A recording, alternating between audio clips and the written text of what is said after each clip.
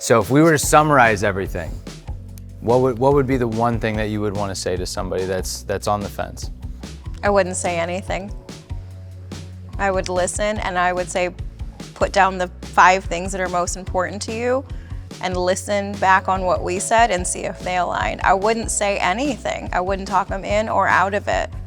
Just kind of wait patiently, be still, and see what comes. Yeah, it's kind of like, if you don't know yourself, then you're at this point. Yes. Otherwise, you wouldn't be. And so, effectively, if you know yourself, you already know the decision, and this situation wouldn't even exist. Mm-hmm. I think that our clients that came in yesterday was crucial, right? Because when I said, I care about your people, did you see their eyes light up when I said that? It was a softening. Right. Yeah. It was like, we manage, we care about your people, we want them to be treated, we don't want them to be lost. Talked about just simple things about, when do I get paid, when are my benefits, you know, things like that. Their eyes perked up and they just became very soft and opening after we said that. Yeah. I would just ask them, do you want to build or do you want to be bought? Mm-hmm. And depending on how that question is answered, that tells us all that we need to know if is this going to be a good partnership or not. You know, for me, whether it's somebody that's looking to partner or I'm just curious generally about all people, what is your why? And if we can't understand what your why is, the what doesn't matter.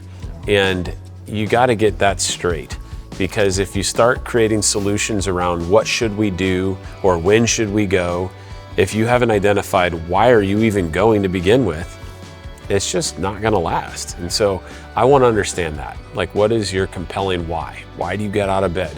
Why are we talking right now? Why are you living life? Like, what? That's for me most important. And then to Danielle's point, I think aligning the why with the things that you're hearing at this table, and then figuring out, all right, I can subscribe to that. We are aligned in our whys, so now we can talk about the what. And we're ready.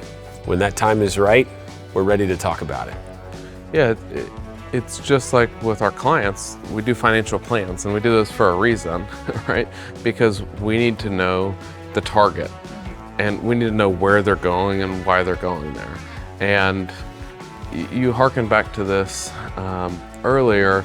You said oftentimes, just like a physician is the worst patient, oftentimes advisors aren't great at taking their own advice. And so they do all this planning for their clients all the time, and they don't have any plan or target for their business.